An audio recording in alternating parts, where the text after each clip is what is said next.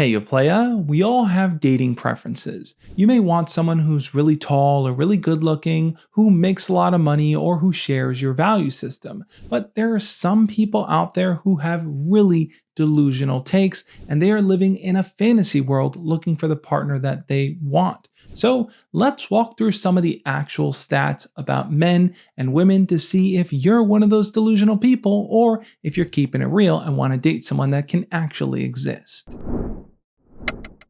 I've come across a ton of those manosphere videos where guys are randomly interviewing girls asking them the type of guys they want to date. Now, normally those girls rattle off some pretty expected things.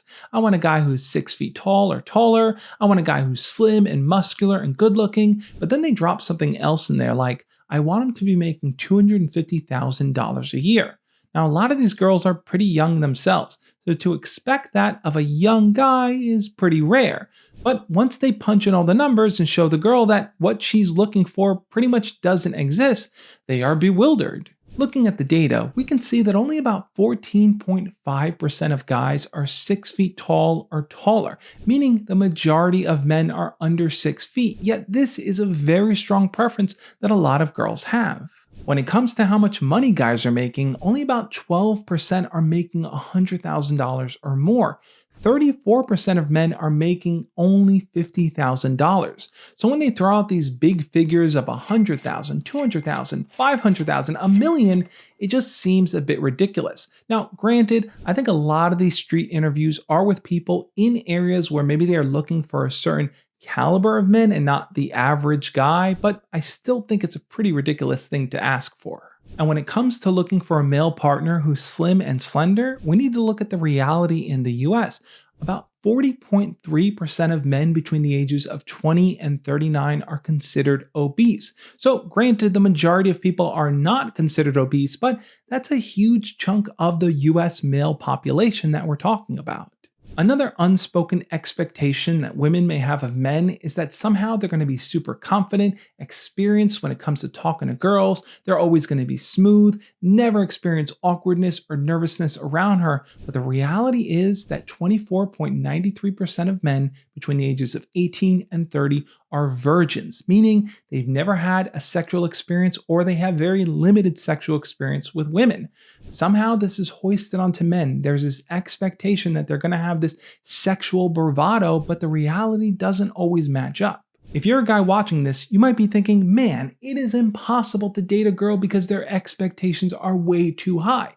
Hold on a second, guys have pretty high expectations too. The research behind this pretty much confirms what you already suspected, that young people tend to value people who are good looking, have a slender body, and who have a successful career more than any other age bracket. Now with men in particular, they tend to put an overemphasis on things like looks, which can be very difficult for women who don't fit that slim body type. About 40.3% of women between the ages of 20 and 39 are considered obese. You might be thinking, even if she is obese, she could probably still find a ton of guys willing to date her, which might be true.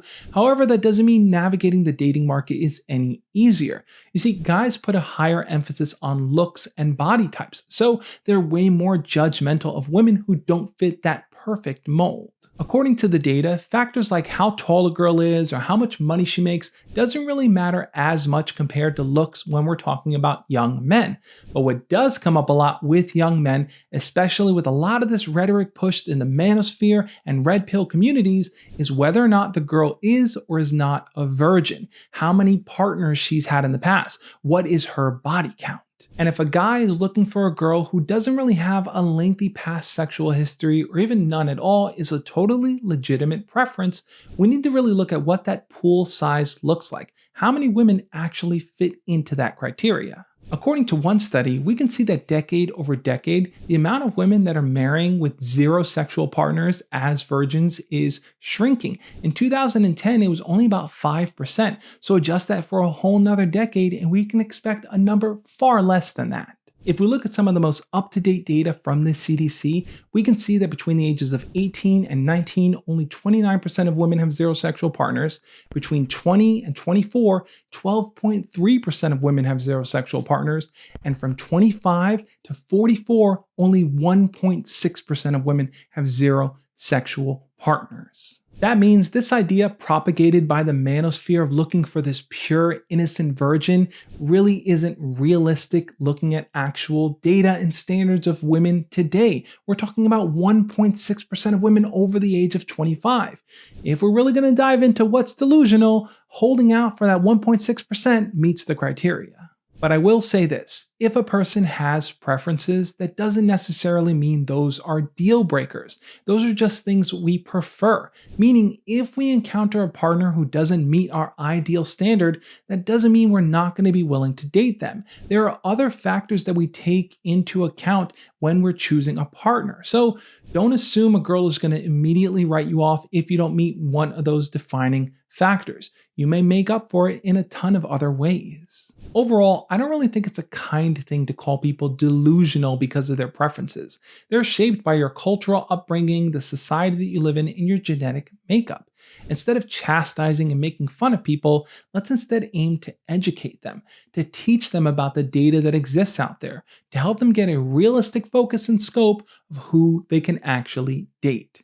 Now, if you want to know some of the data that I've dived into around dating, click on the playlist over there on the screen where I'm going to walk you through some of the things I've covered, like body count, pair bonding, you name it.